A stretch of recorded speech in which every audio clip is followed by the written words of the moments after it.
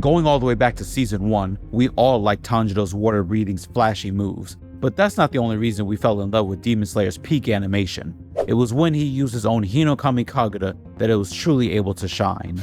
As powerful as this breathing style is, it is the altered version of its true form, sun breathing, the original and most powerful form of breathing in the Demon Slayer universe. So today, we're going to be exploring the origins of sun breathing, its forms, the original user of sun breathing, how it transformed into the Hinokami Kagura as it was passed down through the centuries, why it terrified Muzan so much, and is it possible for Muzan to actually counter such a powerful form? Spoiler warnings for the Demon Slayer anime and manga. Thank you all to our returning and new viewers. If you're liking the content, please like, comment, and subscribe.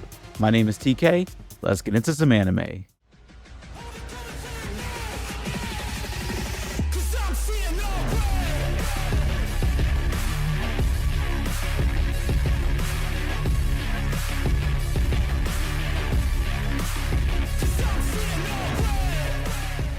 So what is sun breathing? All of the Hashira excel in a specific form of breathing, whether it be water breathing, rest in peace flame breathing, mist breathing, or stone breathing. However, all these types are weaker variations of the ultimate breathing style. Sun breathing was too elite for ordinary humans to grasp it, even the Demon Slayers, so it was broken down into subforms that are comparatively easier to learn. These subforms alone can be very strong, as we have already seen, but they are in no way close to sun breathing.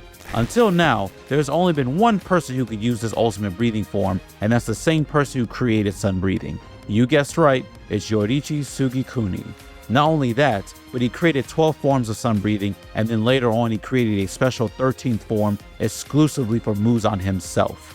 The purpose of these 12 forms is twofold. One, it utilizes this breathing to the fullest. Two, it allows Ufotable to give us peak animation for the upcoming movies. And that leads us into the 13 forms of sun breathing. The first form is called Dance. In this form, the user performs a downward vertical slash in a circular arc motion.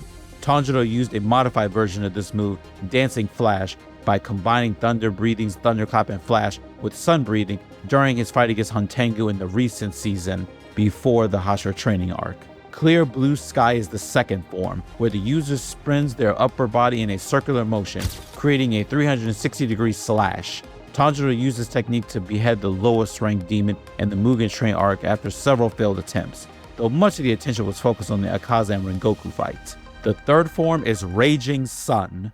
This move creates two successive arc slashes around the user, providing both defense and offense. Tanjiro used this while defending against Daki's attacks, though she often stole the spotlight in this fight. For the fourth form, we have Burning Bones Summer Sun, a dual-purpose move, both attacking and defensive. By releasing a singular spiraling slash, the user shields themselves and counterattacks. Tanjiro successfully used this move against Daki. Now, we haven't seen the fifth form, Setting Sun Transformation, in the anime yet. In this form, the user backflips and delivers a horizontal slash aimed directly at the enemy's neck. The sixth form, Solar Heat Haze, involves running forward and delivering an attack hidden in a heat haze, making the blade's true length and location difficult to predict. This hasn't been animated yet. Beneficient Radiance, the seventh form, involves spiraling midair while performing a swirling slash that hits the target. This one hasn't been animated yet either. Sunflower Thrust is the eighth form, a singular thrust using the tip of the sword to strike the enemy. Tanjiro used it during his fight with Huntengu. The ninth form, Dragon Sun Halo Head Dance, involves continuous large-scale slashes to counter multiple enemies. When Tanjiro beheaded 3 of Huntengu's bodies in one strike during the Swordsmith Village arc, he used this technique. Fire Wheel, the 10th form, involves slipping behind the enemy and delivering a vertical slash to cut the target in half. Tanjiro attempted it against Daki, but she managed to avoid it. Fake Rainbow, the 11th form, creates an afterimage through high-speed twists and rotations, allowing the user to evade and counterattack. Tanjiro uses this when Daki seemingly slashed his neck, but he reappeared unharmed. The 12th and originally final form is a 2-combo strike, a vertical slash followed by a horizontal slash. Yoriichi later refined all 12 forms to create a technique specifically designed to defeat Muzan Kibutsuji. The combination of all 12 forms performed consecutively behind each other is what creates the 13th form of sun breathing. Using all 12 forms of sun breathing back to back increases the user's agility and movement speed. The repetition of all 12 forms aims to destroy Muzan's 12 vital organs, 7 hearts and 5 brains that move freely within his body.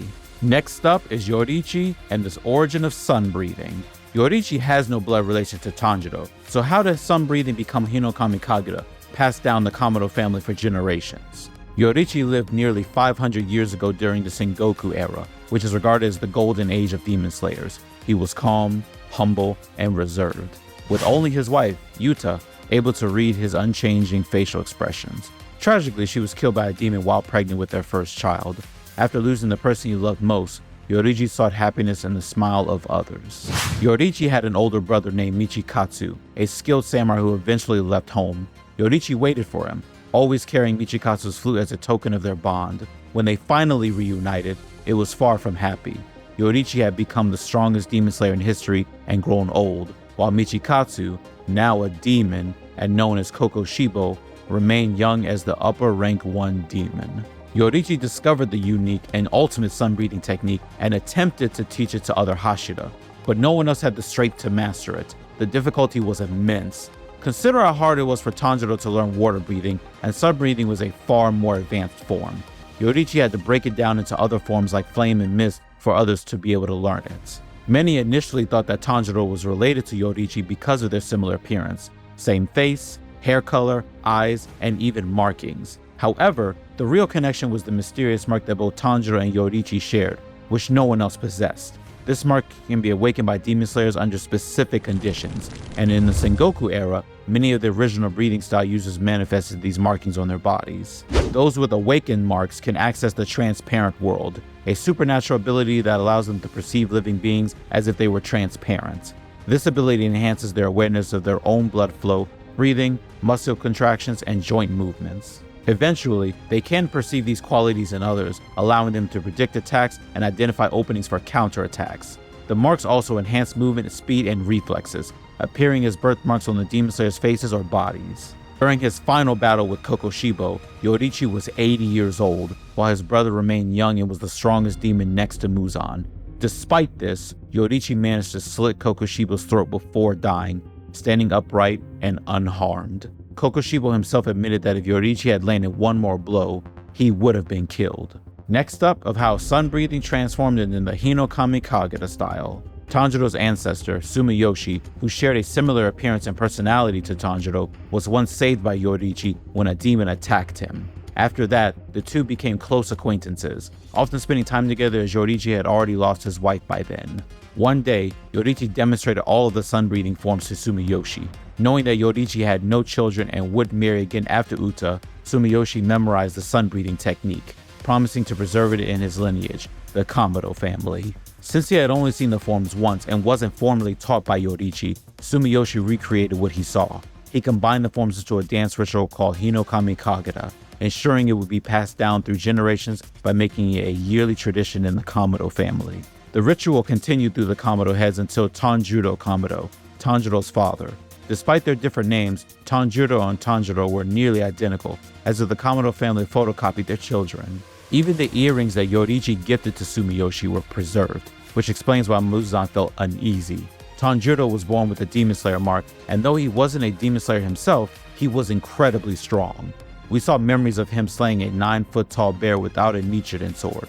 Unfortunately, Tanjiro became ill before he could fully teach Tanjiro the Hinokami Kagura, or even explain his connection to sun breathing. At first, Tanjiro didn't view the ritual as a fighting style, so he learned water breathing and mastered it. While water breathing served him well for a time, he realized his limitations when facing Rui. In the midst of a near-death experience of witnessing Nezuko's suffering, Tanjiro recalled memories of his father performing the Hinokami Kagura. Tanjiro sought to learn more about Hinokami Kagura, but no one in the Kamado family knew its significance. As the last surviving Kamado, he had to figure it out on his own.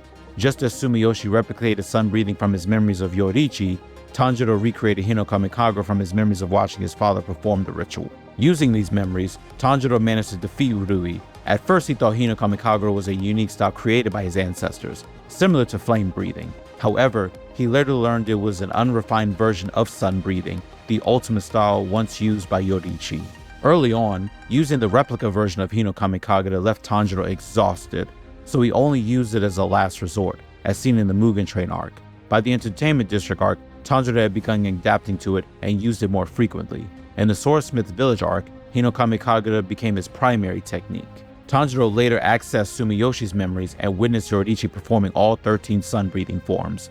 Realizing that Hinokami Kagura had unnecessary movements, Tanjiro began refining the forms, reshaping them to match how Yorodichi performed them. Hantengu's clones, who inherited Muzan's memories, even recognized Yorodichi's essence in Tanjiro's Sun Halo Dragon Head dance. While Tanjiro is gradually mastering sun breathing, it's safe to say he'll never reach Yorodichi's level.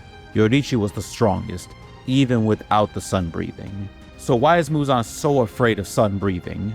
Muzan has 12 vital organs, including 7 hearts and 5 brains, that move freely within his body.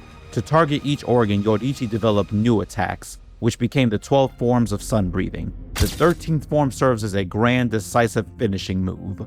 Demons cannot survive in sunlight because they were created by Muzan, who himself burns when exposed to it. If a single ray of sunlight can make Muzan panic, imagine what a breathing technique harnessing the power of the sun could do. No need to imagine though, Yorodichi almost killed Muzan, and none of Muzan's abilities could harm him. Muzan could even refer to Yorodichi as a monster in front of Upper Rank 1, and the mere sight of Yorodichi's earrings fills him with fear. Despite his fear of sunlight, do not underestimate Muzan. His vast array of unique attacks is impressive, second only to the number of One Piece episodes. It's just that Yorodichi was far too powerful for him to overcome, and Yorodichi is the only one that he fears and the only one able to take him one-on-one. So, with all of that highlighted, is there any way for Muzan to counter sun breathing? Now that the anime has caught up, we know that there are only 2 ways for Muzan to conquer the sun. If he succeeds, he won't have to fear sun breathing anymore and can finally stop dreading the thought of Yorodichi. The simplest way was to let the doctor finish his work, but since Muzan killed him out of impatience, that option is gone and off the table. From the doctor's research notes, Muzan learned that the blue spider lily flower could help him overcome the sun. He's been searching for it for nearly 1,000 years, but without success, turning him into a long-running, desperate explorer. Another possibility was Muzan's hunch that a demon might one day be born with the ability to withstand sunlight. If that happened, he could simply consume that demon and gain the power he's been seeking.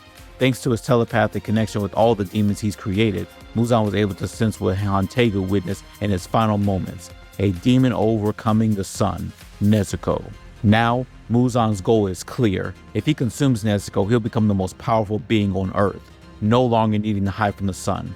Who knows, maybe he'll even enjoy a day at the beach. So, what do you guys think? Do you guys think that Muzan will be able to eventually be able to beat Yorodichi after he conquers the sun? And what other anime swordsman do you think could master sun breathing other than Yorodichi outside of the Demon Slayer universe? If you all are liking the content, please feel free to like, comment, and subscribe, and thanks for watching. My name is TK, take care.